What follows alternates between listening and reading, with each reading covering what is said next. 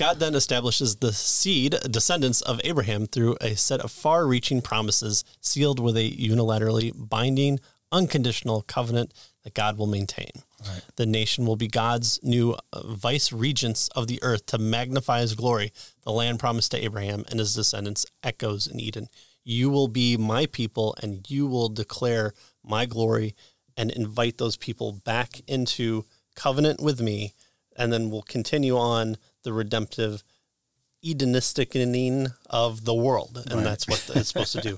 Sets it up in the promised land that he's drawing a person out of, making the small people group a mighty nation. In fact, 2 mighty nations come from the seed of Abraham, and ultimately focuses the central actors of God's story in humanity onto the story that he's creating.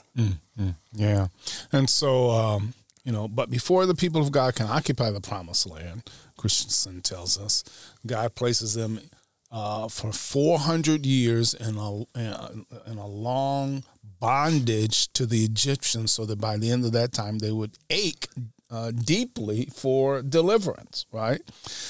So, and then God hears the cries of his people, Exodus chapter 3, and brings about a miraculous exodus to display his redemptive power. Unfortunately, the nation, like her, parents and predecessors, Adam and Eve, repeatedly disobeyed the law given to Moses, right? Who's this Yahweh guy? Pillar, fire, smoke, sure. No. Golden calf. That's what we need. Right. That's what we need. Right. That's what we need to worship. Here is Yahweh in physical form. Now we worship can see. Yeah, we can see, touch, and taste, feel, whatever. Right. So close. So close now. As her transgressions pile up, the nation incites her God to deliver her into exile in the land of her enemies. All right, I'm done with you. We'll start over. No.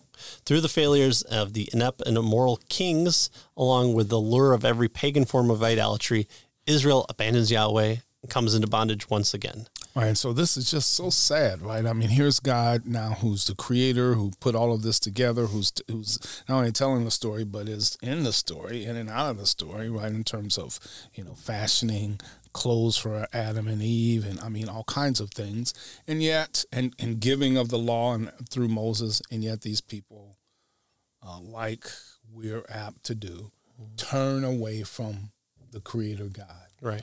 Who loves them and who's caring for them and who's trying to redeem them.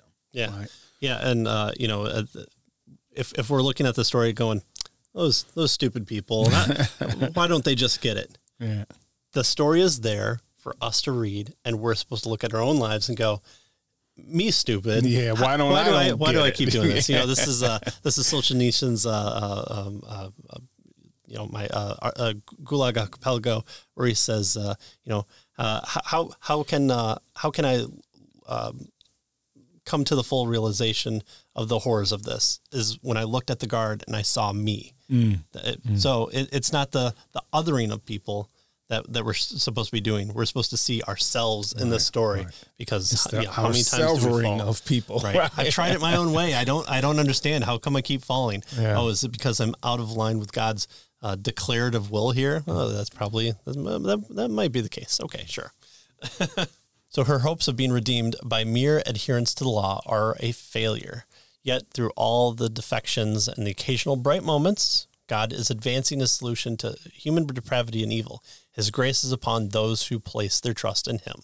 He provides ever-increasing glimpses of the coming Messiah through covenant promises and prophecies like the Davidic king, Solomon, Rahab, all these people that shouldn't be part of the story seem to be brought in. Especially, reading Genesis, there's such an emphasis placed on the firstborn. Oh, the firstborn gets the double portion. The firstborn is always considered the continuation of those first fruits of the father. And so even awesome Joseph, who doesn't seem to do really anything wrong, maybe when he was younger, telling his brothers and father about dreams one too many times. That's right. Oh, by the way, you're going to be serving me. Right. Just saying, It's amazing how in Genesis the focus is, but the second child, the subverting your expectations. Oh, sure. Here's the mighty hunter that comes in. He's the apple of his father's eye, and that of course that's who the Messiah will come through. No, it's the trickster guy who his mom can make good food. Twists and turns and unexpected things seem to happen. Right. That kind of stuff, like you would expect in a really good story. Story, right? Yeah. Exactly. Yeah, sure. The perfect guy does things perfectly. Okay, sure, fine. Oh, hold on. It's the brother we're following now. I did not see this coming. Yeah.